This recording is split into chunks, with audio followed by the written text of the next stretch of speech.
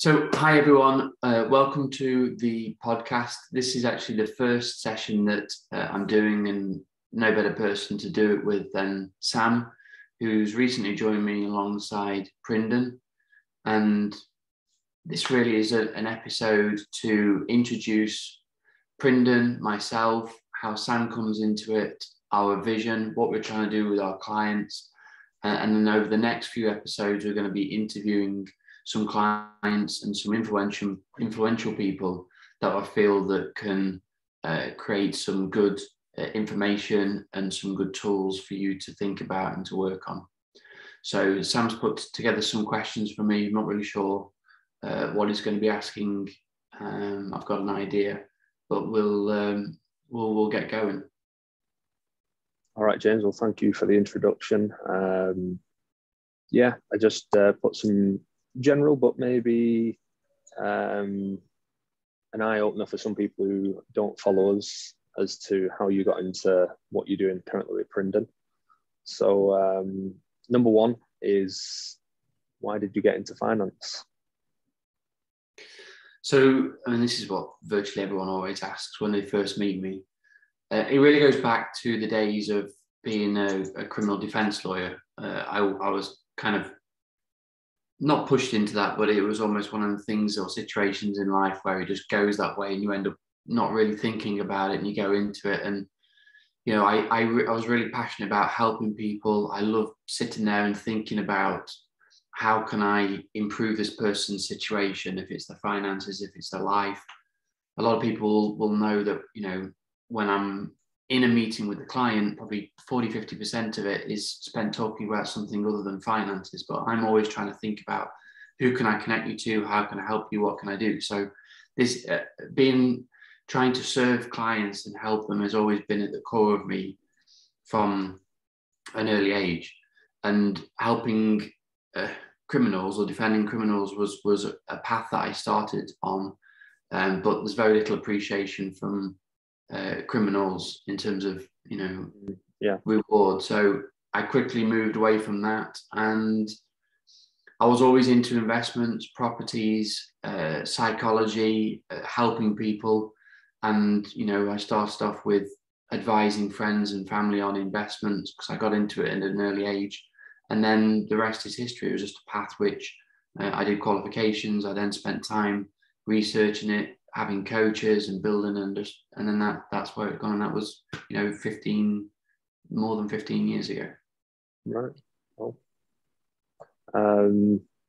thank you. I'm not sure many people may know about the second question. So I was going to ask, why did you create the 4 levels of Prinden?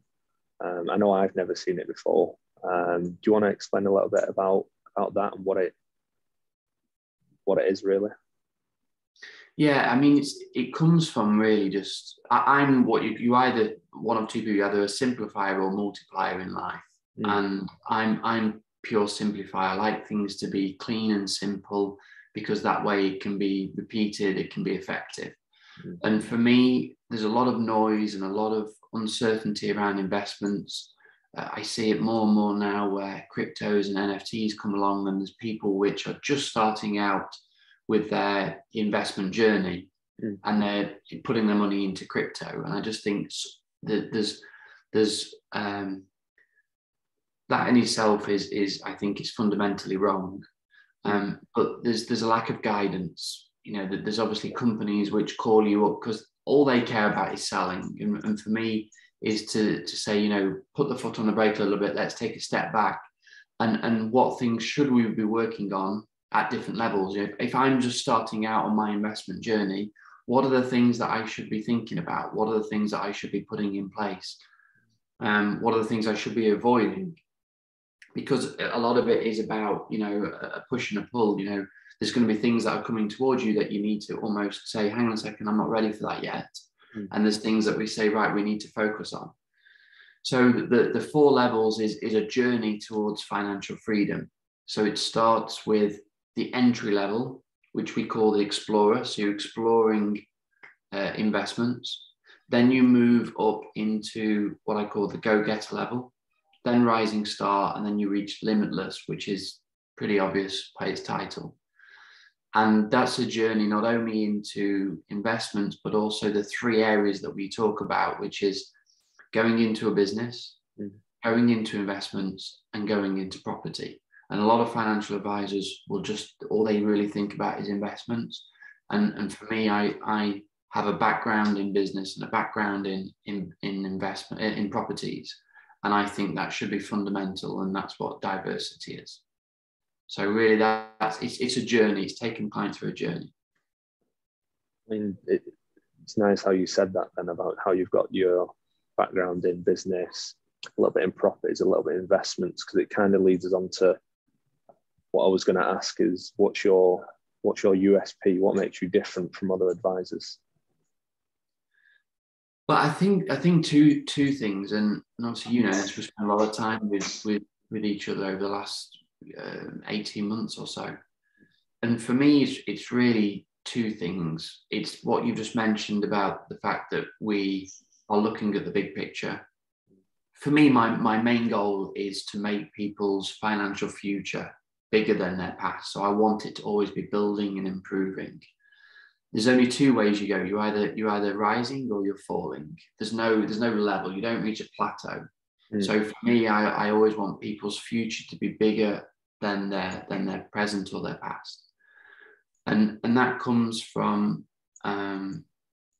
really looking at the three levels. So the three areas, which is the business, the investments, and the properties. But the main thing I think sets me and sets you apart from any other is that we practice what we preach. I'm never going to advise a client to put their money into anything that I'm not going to put my money into myself. Yeah.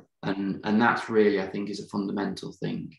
That there's so many coaches, advisors, people on social media, on Instagram, which is saying, this is what you should do with your money. And then often you say to them, have you put your money there? No, I haven't. So why are you advising other people to do it? Yeah. So everything that from the level one, everything that we are advising, we are doing with our own money, and we are practicing what we preach. And for me, that is one of the most fundamental things. If you're going to go and work with a personal trainer, and he turns up and he's, unhealthy, smoking, smells of alcohol, what inspiration is that giving you to then say, well, I need to listen to this guy because look at what shape he's in. So I need to make sure that my finances are in place, that I'm working on myself, that I'm trying to make my future bigger than my present, that I'm investing in property, I have life insurance and all these different things, because then when I give advice to clients, it comes from the core of me. I'm being congruent. I'm being a matter of fact that, look, the reason why I'm advising this is because it's the right thing to do. Yeah. And I think that was a big one for me. I'm not sure if many people know, but obviously I was a client of yours before we started working together. And to see, to ask, like, have you any experience personally in this? And you said, well, yeah, I'm doing all these three. That for me was a securing factor. I was like, okay, well, that's nice to know. It gives me a bit of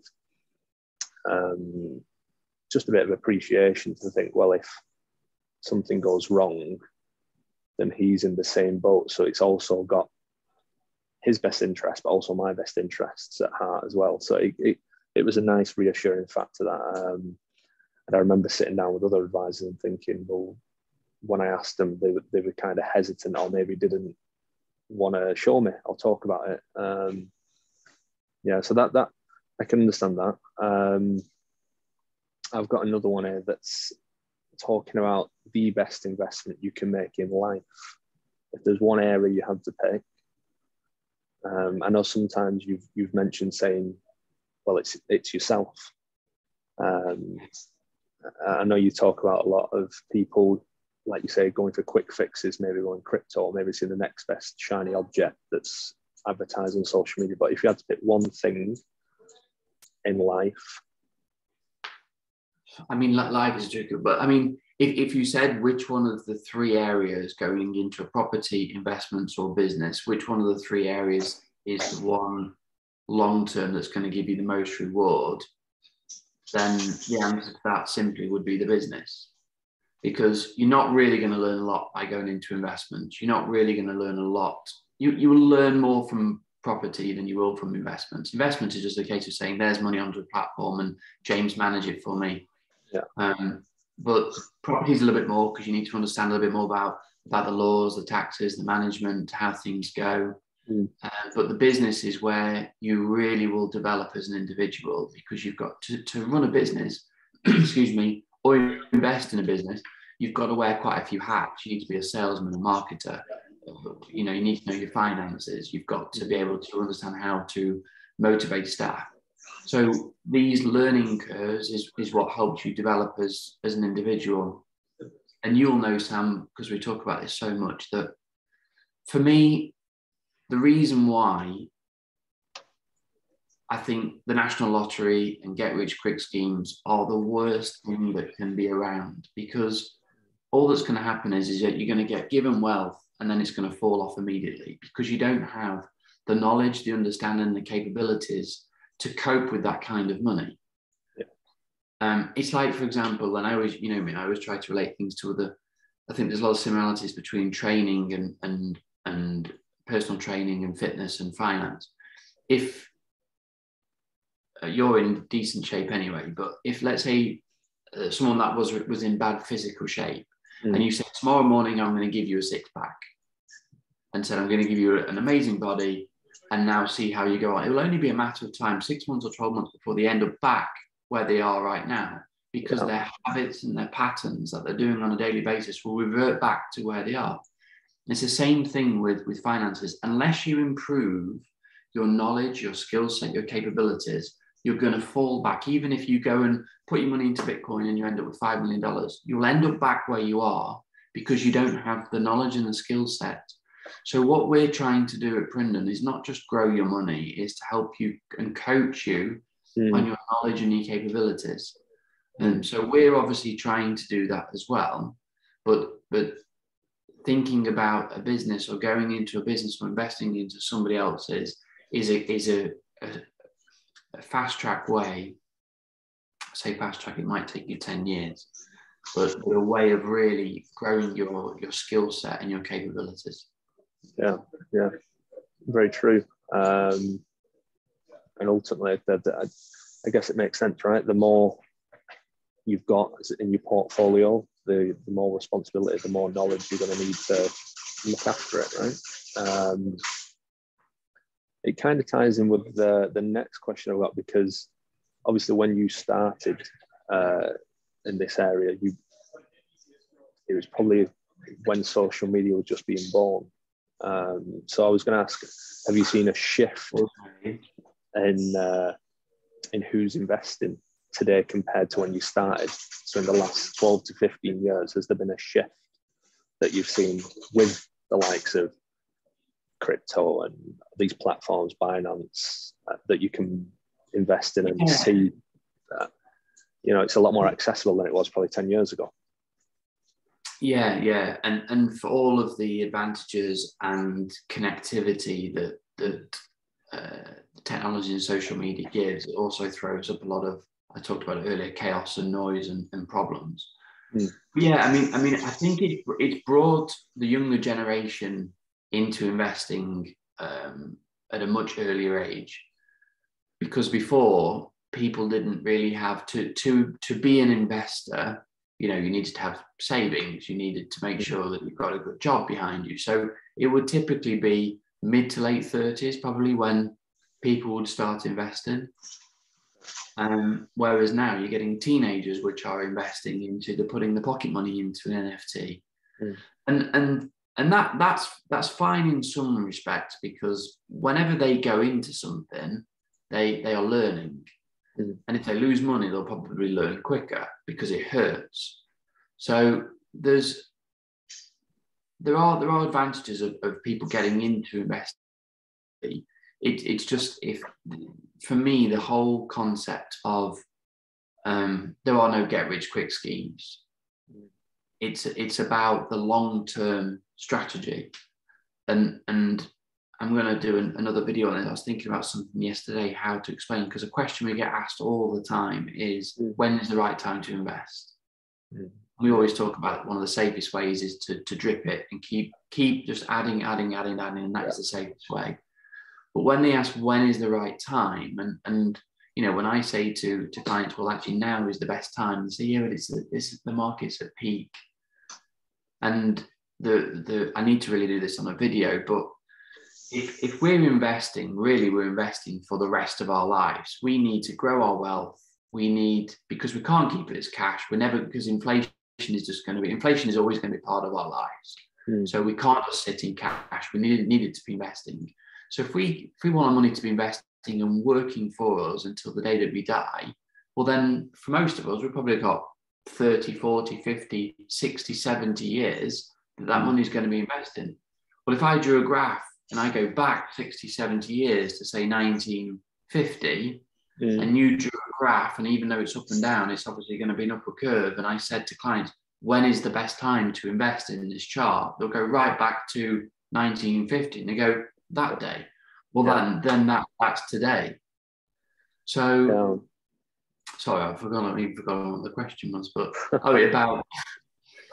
but yeah, I mean, there's a shift in many different ways. I think in every single generation and every age, there's you know, what we're all experiencing in our life is new and exciting, and there's a lot of advantages to it and things that you can use for your benefit. And there's also some pain points that's happening. And you know, I see a lot of clients now which are looking at Bloomberg and Yahoo Finance on a daily basis, and that isn't healthy. You know, that isn't what finances is. An investment is designed to elevate your money, and for me, give you peace of mind. And when you're looking regularly at the markets, and we don't get into trading, we don't get into buying and selling, we're buying good quality things that we hold. Yeah. So if you're looking at things on a regular basis, and you know, you're supposed to be spending time with your family and your kids and getting ready to have a good night's sleep to set you up for the following day, if you're looking at the market and it's changing the way that you feel, that isn't healthy. Yeah, but I mean, it's kind of nice what you talked about there, because I wasn't going to ask this question. I haven't got it down, but it's interesting how you said about when would people say the best time to invest is, and if you had a graph and it showed all the dips, like we are currently with the markets, people would be like, oh, I'm sure we get a lot, and you get a lot with your clients as well, hearing, oh, I don't want to invest now, markets are down. And that's like a sale, right? Yeah. Why wouldn't you want to buy in when it's cheap? You don't wait for the price to. But what I was going to say is, what do you think the number one, I don't know whether to say it, call it fear or issue or problem is when you talked about inflation? What is it, around 5 to 7% roughly? I mean, depends which numbers you're looking at, and which, if it's fuel or food or property. Let's say right now we're in April 2022. It's probably running at 7% as an average. So call it 7%. So people who don't want to invest monthly, like you say, but those same people might be at home doing the exact same thing, but just putting money aside into a bank account, or even I've known people who just put it in a shoebox. What do you think their number one issue is with investing? Is it fear? Is it because they know they've got access to the money straight away if they've got it in a shoebox or a bank? Like, some people might not want to put it in an investment or take the plunge because they're seeing markets go like this, and people are probably, friends are going, no, don't do it now. Like, markets are way down. That's a terrible idea. But like you said, if you look over the last 50, 60 years, there's an upward trend. Whereas if people are just putting aside maybe 50, 100 pounds, whatever it may be, every month into the shoebox, into the bank account, like you said, technically with inflation, they're losing money, right? Yeah. So what is it? Guaranteed to lose? Is it? Do you think it's the unknown with markets? Do you think it's speculation? Do you think it's fear? What? It's the unknown. It's the unknown. It's the unknown for the people that haven't gone into investing before. So it may be one of the best friends or family members had a bad experience and lost money. So they fear, but it's the unknown. But people that have had a bad experience, it will be just the simple fear of, I don't want to lose again. And often, and we talk about this, it's more about the strategy than it is necessarily about the stock. You can have an incredible stock or business or investment or whatever it is. If you apply the wrong strategy to that, you will lose money. You know, you Tesla in our, you know, we're in 2022. The last 3-4 years, Tesla has grown 6,000, 7,000%. It's been an incredible journey. But you could have applied the wrong strategy to that and lost money. You know, 3-4 years ago, we had clients which we bought in when it was $600-700 a share price. It went down to $250 when he was smoking cannabis on Joe Rogan's podcast. Yeah, it went down 70%. Yeah. So clients could have bought at 600-700, sold and gone, investment's terrible. Investment's the worst thing that you can do. You lose money. No, you had the wrong strategy. But if you held, now you would have, you know, 4, 5, 6 times your money. Yeah, so very good point. It's often it's the unknown, and then also backed up with possibly the wrong advice by advisors. A lot of advisors switch things and they're moving things around just for the sake of it, because they're listening to clients and clients are going, look, I'm not happy. Okay, well, let's move it then. Let's change this. And often a lot of it is pick good things. I mean, look at Warren Buffett, arguably one of the best investors of our era, if not the best. And he picks good quality investment. And unless he's going to hold it for 50 years, potentially, he won't buy it. And he talks a lot about, you know, if you're going to be wanting to sell when something goes down 20-30%, you shouldn't be holding it in the first place. You shouldn't even be investing. So a lot of it is the education. It's us as advisors having that conversation and saying, you know, how would you feel if it did drop 30%? Yeah. And then talking to them about the different profiles. Obviously, there's different risks and rewards. You know, you don't need to go into something that's going to drop 30-40%. And risk and reward is always proportionate. You know, there is no going 100% overnight, but then without the risk that's associated. You know, there's always a proportion between risk and reward. So I think it's the unknown, but then our job is to educate and coach them and, you know, hold their hand when we're walking them into investing. Yeah, I mean, that's exactly what I was going to come on to next. I mean, you've kind of done it there, but it was the number one issue you find that you're facing when you see clients. Not why they might not want to invest, but what's changed with the mindset towards investing. So I know we talked about it briefly a couple of weeks ago. You were saying how you feel the role has changed from being an advisor to now becoming more almost like a psychologist, holding the hand through the ups and downs and the speculation and the inflation and everything that's coming with markets because of, like we talked about, social media. Do you think it's social media that's making the impact where everyone's emotions are all over the place? Or do you think it's bad advisors, more advisors coming into the industry? What is the number one factor you feel that's playing the biggest role on people? I mean, it's driven by social media. It's driven by the phones and the information, because information now is so much more readily available, and it's being driven to you all the time. But then it's also people. It's also us as humans. We are our biggest enemy. We can get in the way of ourselves. So, you know, information on its own doesn't do anything. We are the ones that have to take an action to either make it a positive or negative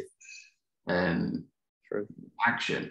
Yeah. So, but then also it's we listen to other people. So it starts with social media, then goes with us acting either positively or negatively. But then it's also allowing outside influencers come in and go, well, I tripled my money yesterday. I went into this. Really? What did you do? Oh, well, I went and bought Dogecoin and I went and bought it. oh, how did you buy that? And then all of a sudden it just spirals. You know, they might have bought a property, for example, 3 years ago, and they might not now, because obviously properties are going up crazily in price, but it might have, might have had a new boiler or a new window and gone, oh, my investment's not doing anything. He's just tripled his money in a day. Let me sell the property and I'll go and buy Dogecoin. And so it starts with the information. Secondly, I think it's us. We get in our way of ourselves. We can be our own worst enemy, or we can be the wind behind our sail. Yeah. And then it's also, I think, friends and people that they're also as bad as us. And we're sheep. We just want to follow what other people are doing. Oh, that sounds good. I'll take advice from my friend who is just made 3x in a day. I don't know what's going on with his finances or what his history of finances are. He may be in debt, but I'm gonna sell my property and go and take advice from a friend who's probably in debt. I mean, these are the things that is happening, and it's easy to do. It's even myself, even though obviously I'm in this day in, day out, and you too now, and we're all about sticking to our routines, but we're humans at the end of the day. There's times when I'll speak to a client who has just made, and I'll look at it and go, well, and I'll go, hang on a second, James, what are you doing here? This is you're doing the one thing that you're telling people not to do, and you need to kick yourself sometimes. But we are humans. It's easily done, and if it comes into me and as disciplined and as structured as I am, we need to we need a kick sometimes and to get on track. So I can see how it's infectious for other clients to get pulled off track a little bit.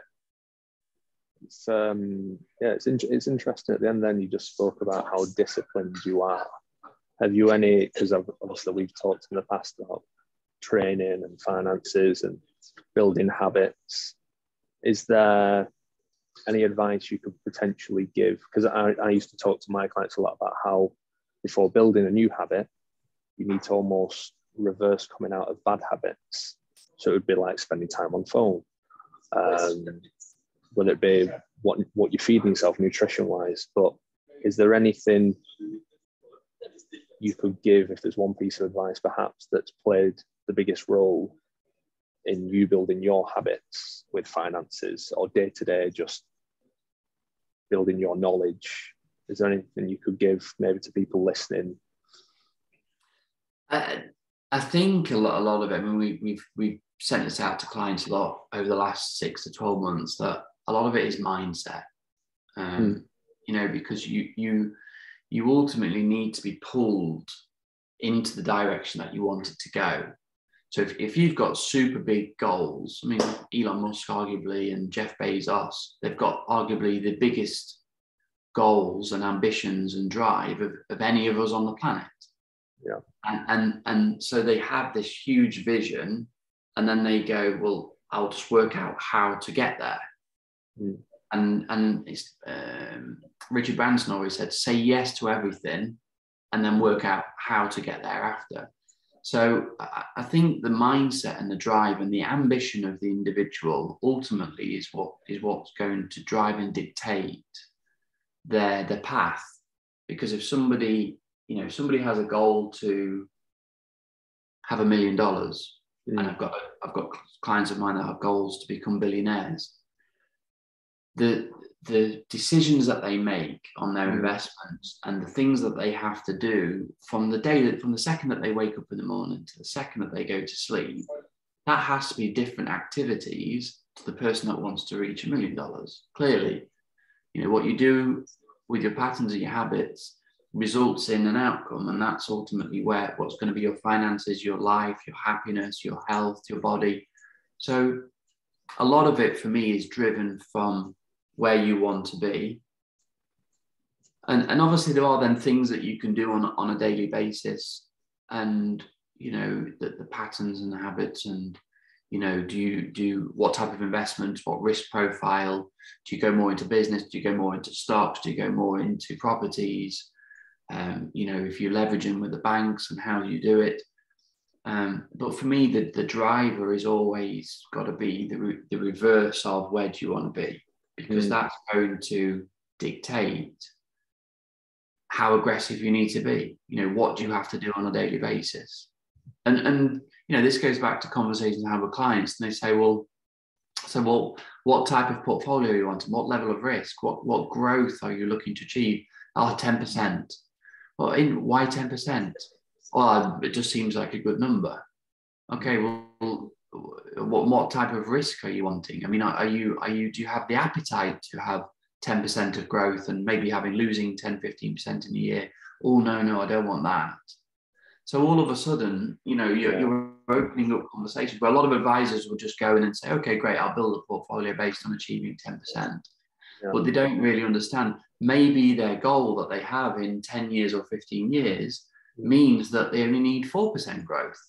And they'll be happy if they achieve this particular goal at the end. Well, actually, what we've just done now is we've just de-risked the entire portfolio, because we've established that they don't need to take that level of risk to achieve the goal that they've got in the future. Yeah. So for me, it's all about the big goal, their ambition, the drive, and what they want. Yeah, makes a lot of sense. I remember I came to you, I think, after shortly coming to the UAE personally, just to give an example, but it was because obviously new influx of money, tax-free, living in the UAE, you start thinking, well, the opportunities, you start looking outside the box, thinking, I want to improve where I am. So of course, met with yourself, and yeah, ambition was a key driver for me, a big one. My last question I've wrote here is, if you could give one piece of advice to anyone who's listening now about investing, other than just start, who might be on the fence, what would it be? I mean, I would always say, just if it's your first time investing, but if you've made the decision that you want to invest, I think that the first thing you should do is go and meet with 2 or 3 advisors. Don't just trust what we're saying. Go and meet with 2 or 3 advisors and let your heart, and ask the questions. Don't be afraid to say to any advisor, can you just show me that you are doing this with your, how successful are you as an individual with your own money? Because if they don't want to answer the question, then there you go. You need to get up and walk out the door immediately.